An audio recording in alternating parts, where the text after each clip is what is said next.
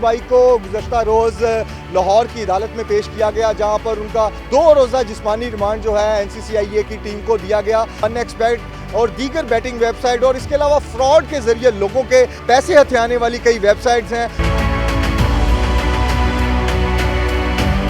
उनको जो है सपोर्ट करने में और उनके ज़रिए जो है मनी लॉन्ड्रिंग करने में और उनको ऑपरेट करने वाले लोगों में भी शामिल पाए गए हैं। इंकशाफ किया जा रहा है कि ये वो शख्स है कि जो इन बैटिंग वेबसाइट्स और फ्रॉड वेबसाइट्स हैं, इनको चलाने वाले ग्रोह जो हैं, इनका सरगना बताया जा रहा है। और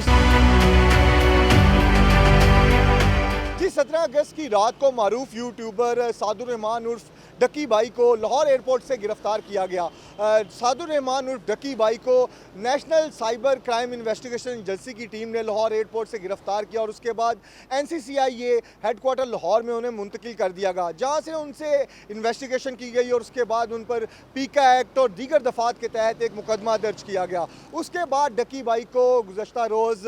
लाहौर की अदालत में पेश किया गया, जहाँ पर उनका 2 रोज़ा जिस्मानी रिमांड जो है NCCIA की टीम को दिया गया, जिसके बाद तफ्तीश का दायरा कार मज़ीद वसी कर दिया गया। जो मुकदमा डकी भाई पर दर्ज किया गया उसके मुताबिक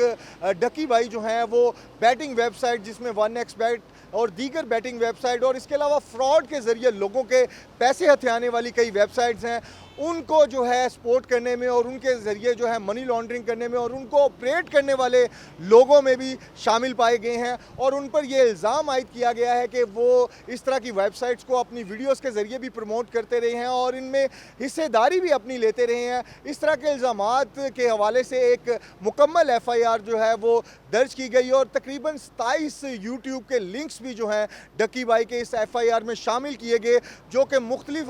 यूट्यूब लिंक्स हैं जिसके ज़रिए इन बैटिंग वेबसाइट्स और इन फ्रॉड की वेबसाइट्स को जो है वो प्रमोट किया गया और इनके ज़रिए जो है लोगों के पैसे जो हैं वो हथियाए गए हैं। इस तरह की इल्ज़ामात की जो एक FIR दर्ज की गई, उसके बाद जो है नेशनल NCCIA की टीम ने मज़ीद तहकीकात का आगाज़ किया। तो अब हमारे ज़राए ये बताते हैं कि डकी भाई के मोबाइल से जो है वो डाटा भी रिकवर कर लिया गया, उनके व्हाट्सएप का डाटा भी रिकवर कर लिया गया और उनके मोबाइल डाटा में वो वीडियोस भी बरामद कर ली गई हैं जो उनसे मोबाइल फ़ोन बरामद किया गया था।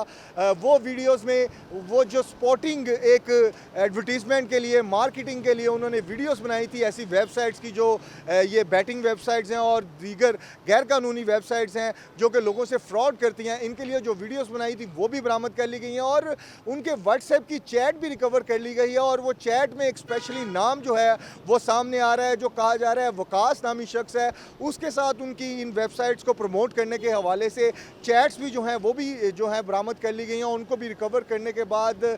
ये देखा जा रहा है, ज़राए का ये कहना है कि इन चैट्स में प्रॉपर्ली ये चीज़ें वाज़िया तौर पर दिखाई दे रही हैं कि किस तरह से उनकी चैट चल रही थी और किस तरह से पैसे तय किए जा रहे थे और किस तरह से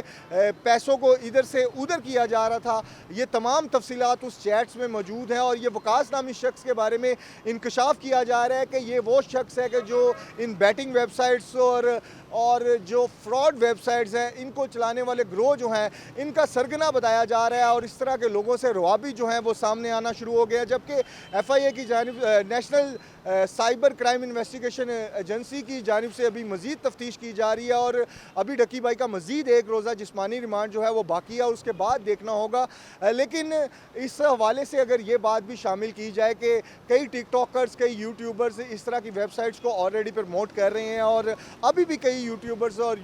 टिकटॉकर्स की जो हैं वो मुख्तलिफ सोशल प्लेटफॉर्म्स पर वीडियो सामने आना शुरू हो गई हैं, जहाँ पर वो इन बैटिंग वेबसाइट्स और इस तरह की फ्रॉड वेबसाइट्स को जो हैं वो सपोर्ट कर रहे हैं। अब देखना ये है कि उनके खिलाफ अब NCCIA की टीम कब से कार्रवाइयाँ शुरू करेगी। जी।